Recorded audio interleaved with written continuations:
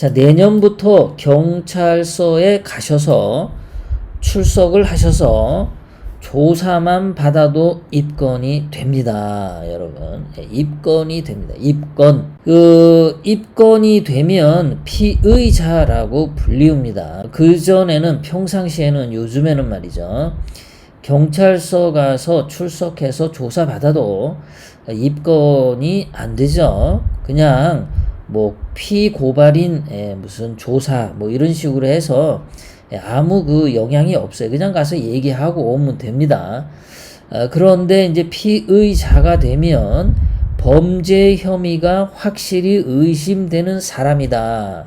거의 범죄자라고 단정을 짓는다라는 거예요. 그러니까 이게 굉장히 끔찍하죠. 끔찍합니다. 자, 이 피의자가 되는 게 어떤 게 있냐면은요.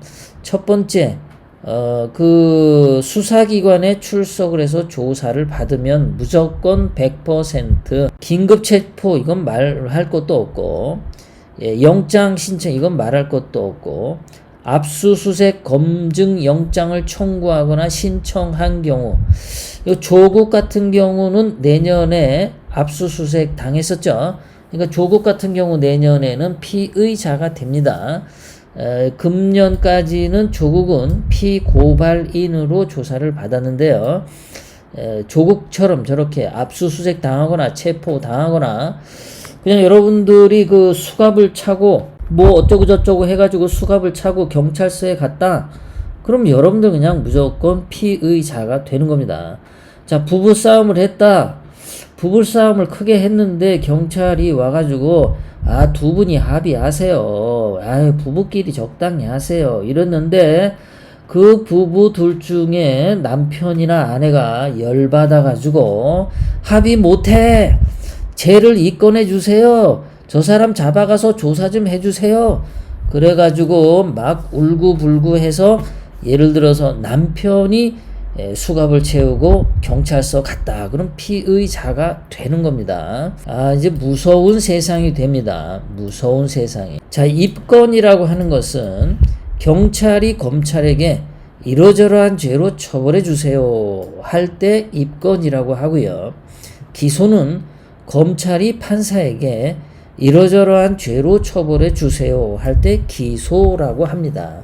그러니까 경찰이 하는 것은 입건, 검찰이 하는 것은 기소였는데 예전에는 경찰서 가서 조사를 받아도 입건이 되지 않았어요. 입건이 되는 경우가 2019년 작년의 경우에 여러분들 0.24%밖에 안 됩니다. 0.24%.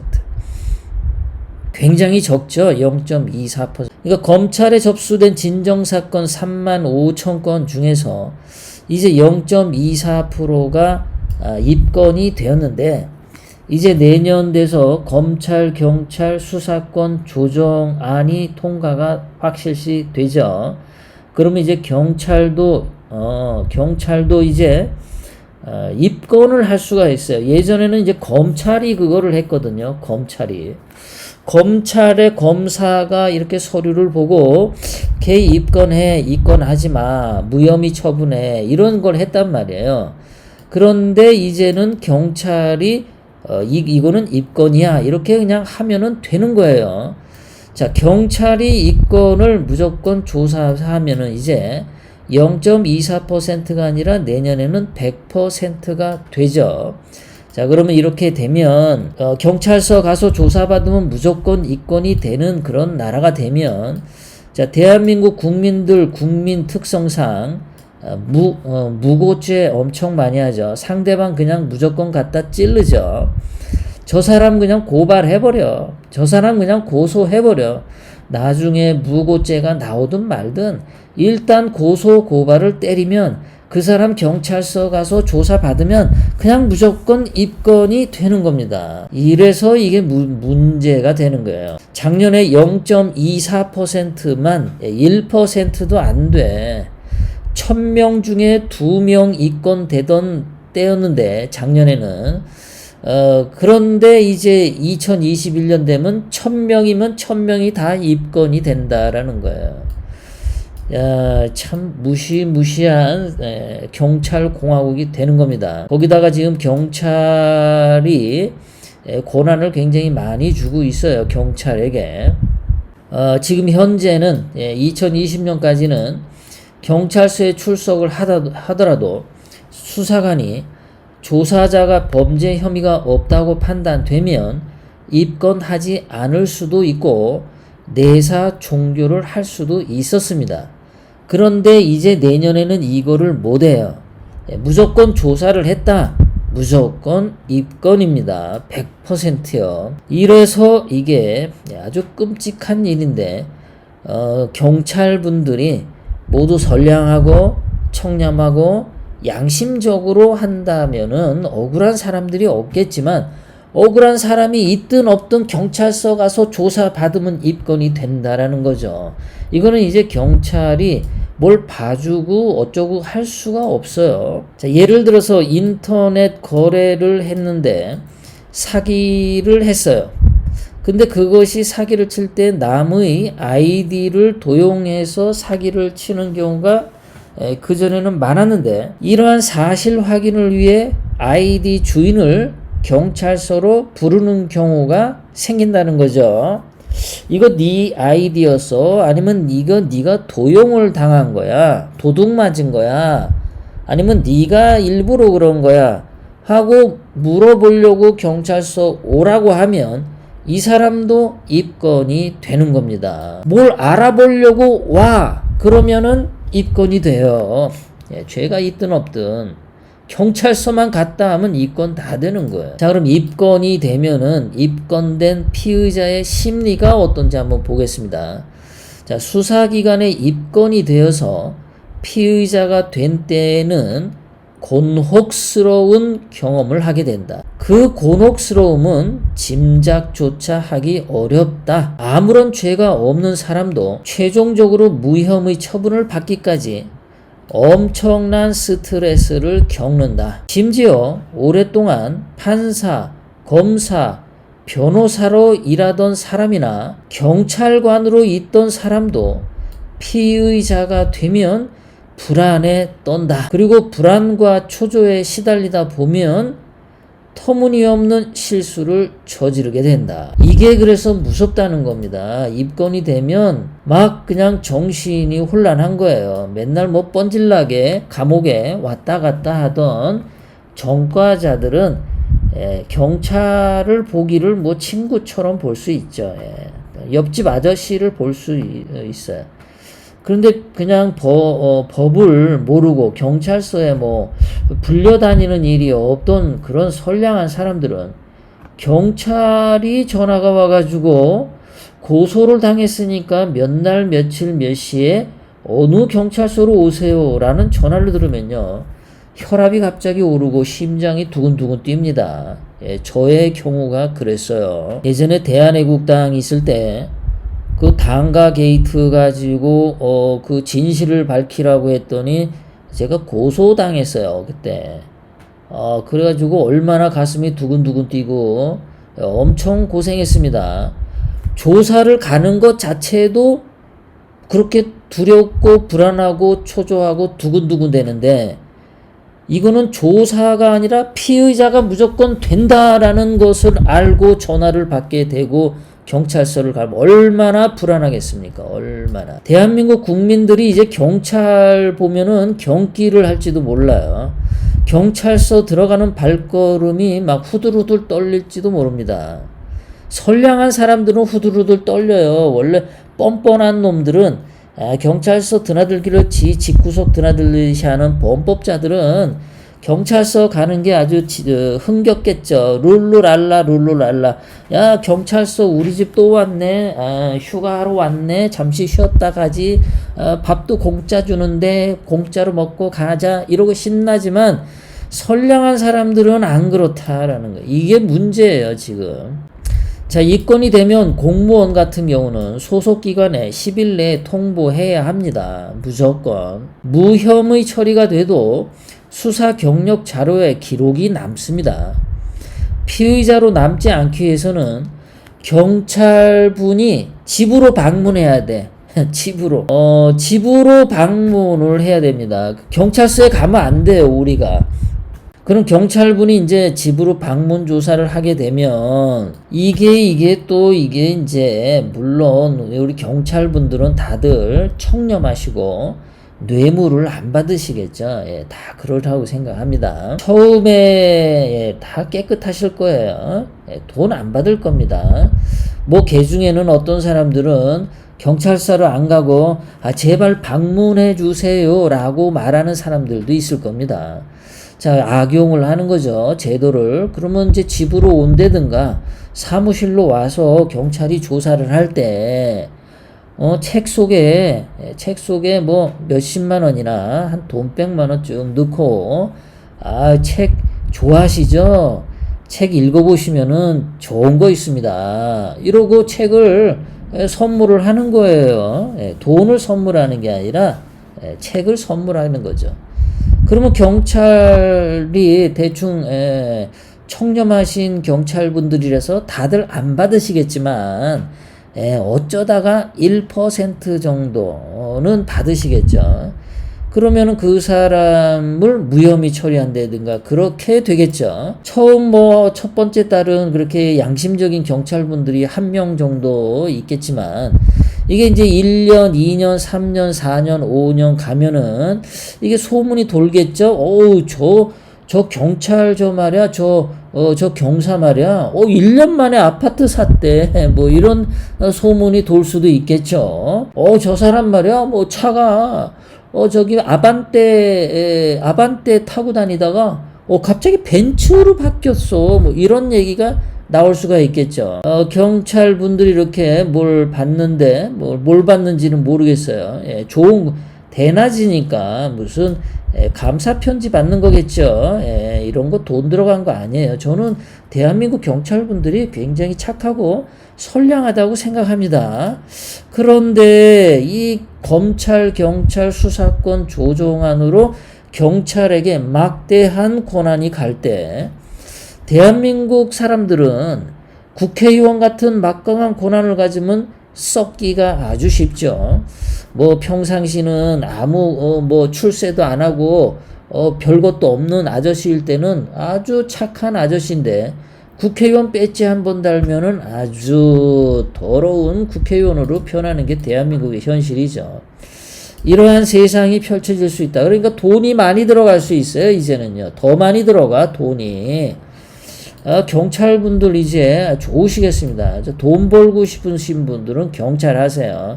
경찰 하셔가지고 조사를 맨날 방문 조사만 전담으로 하시면 짭짤할 것 같습니다. 돈은 받지 마시고요. 책 같은 것만 선물 받으세요. 돈 받으면 큰일 납니다. 근데 책은 100원짜리 책 이런 거는 괜찮지 않겠어요? 자, 형사 이권이 되면은 또 신나는 사람들이 누구냐? 지금은 0.24%만 이권이 됐는데 이제 내년부터는 100% 이권이 되면은 변호사들이 신났죠. 변호사들이 그냥 입 찢어지는 겁니다. 대한민국의 로스쿨 나와가지고 변호사들이 월급 변호사로 200만 원을 받니 300만 원을 받니 이런 소문도 있지 않습니까? 변호사들이 돈을 못 벌어가지고 어쩌고 저쩌고 하지 않습니까? 내년부터는 변호사들 말이죠. 아주 돈벌이 신났습니다.